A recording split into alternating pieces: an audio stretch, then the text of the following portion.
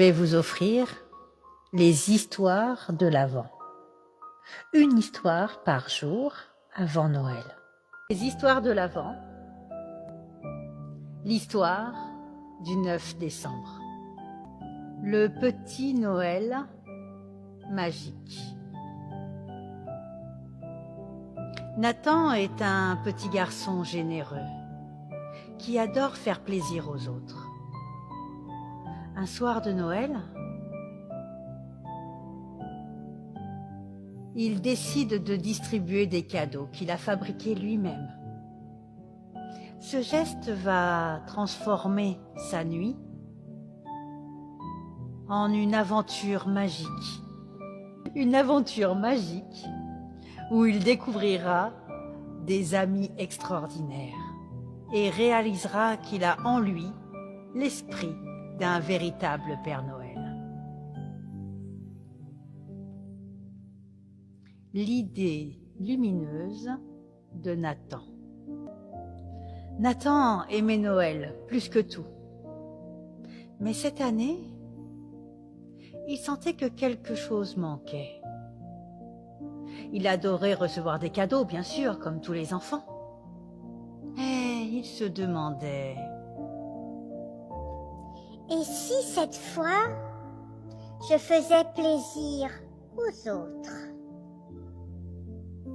Alors, il passa tout le mois de décembre à fabriquer des petits cadeaux, avec des rubans, des dessins et même des biscuits. La nuit de Noël commence.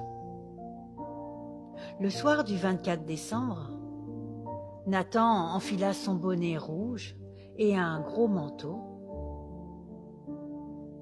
et il s'en alla dans la nuit. Il mit ses cadeaux dans un sac qu'il portait sur son dos. Me voilà, Père Noël,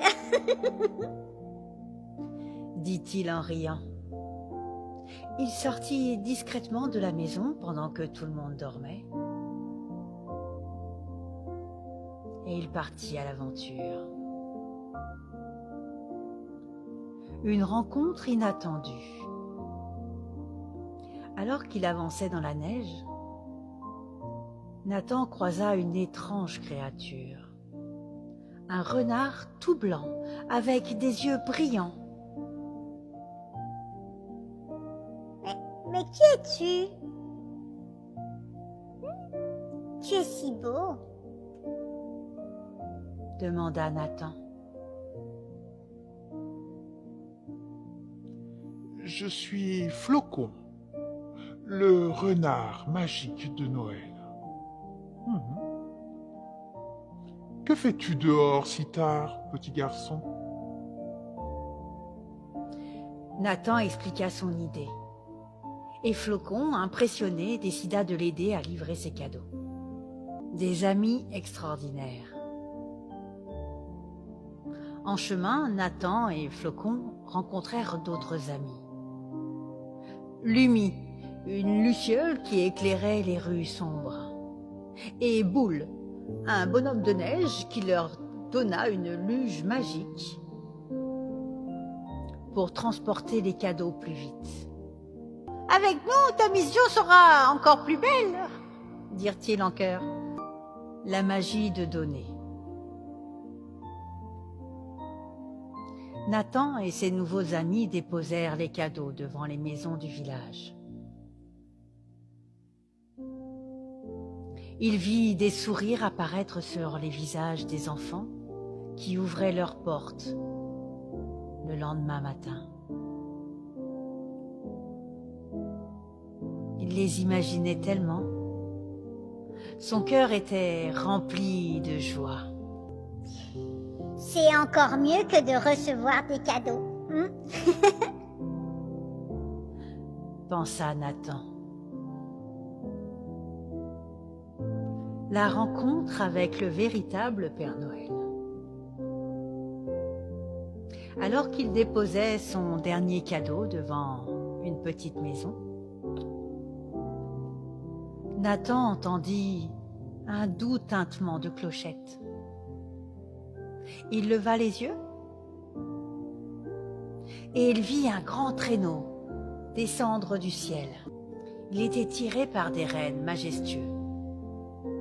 De ce traîneau, un homme en manteau rouge et à la barbe blanche descendit lentement. Oh oh oh, Nathan, mon garçon, c'est toi qui répands cette belle magie? Lui dit-il d'une voix chaleureuse. Bonsoir à tous. Nathan n'en croyait pas ses yeux, il était ébahi. Vous êtes le vrai Père Noël?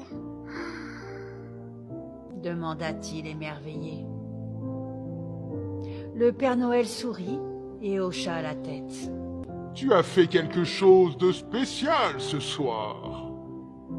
Offrir sans attendre quelque chose en retour. C'est ça, le véritable esprit de Noël. Tu as rendu beaucoup de gens heureux. Le Père Noël tendit à Nathan une petite clochette dorée. Ceci est un cadeau pour toi. Chaque fois que tu la feras sonner, souviens-toi que tu as en toi la bonté et la magie d'un Père Noël. À la fin de la nuit, Flocon emmena Nathan sur une colline où les étoiles brillaient comme jamais.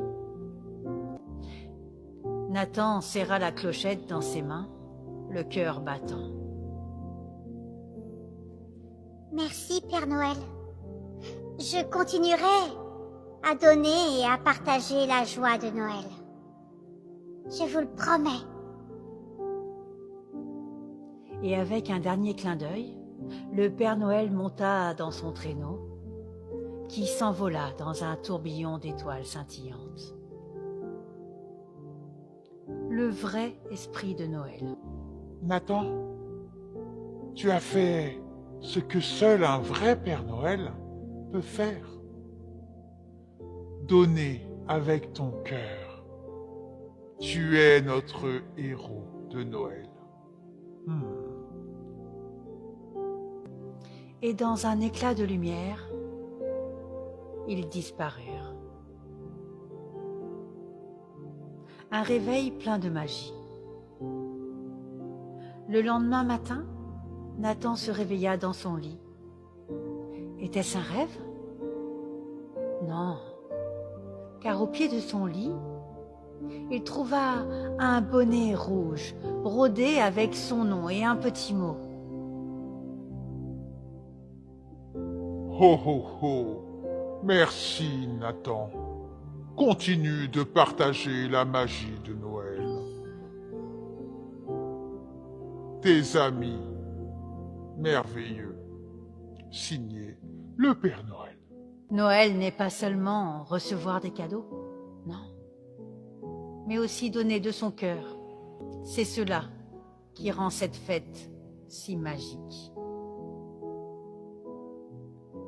Eh oui, mes petits fantômes, c'est donner et partager qui est important.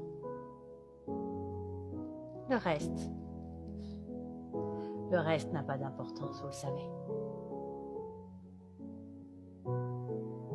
Et voilà, c'est la fin de l'histoire de l'Avent du 9 décembre. Déjà 9 histoires, 9 cases d'ouvertes.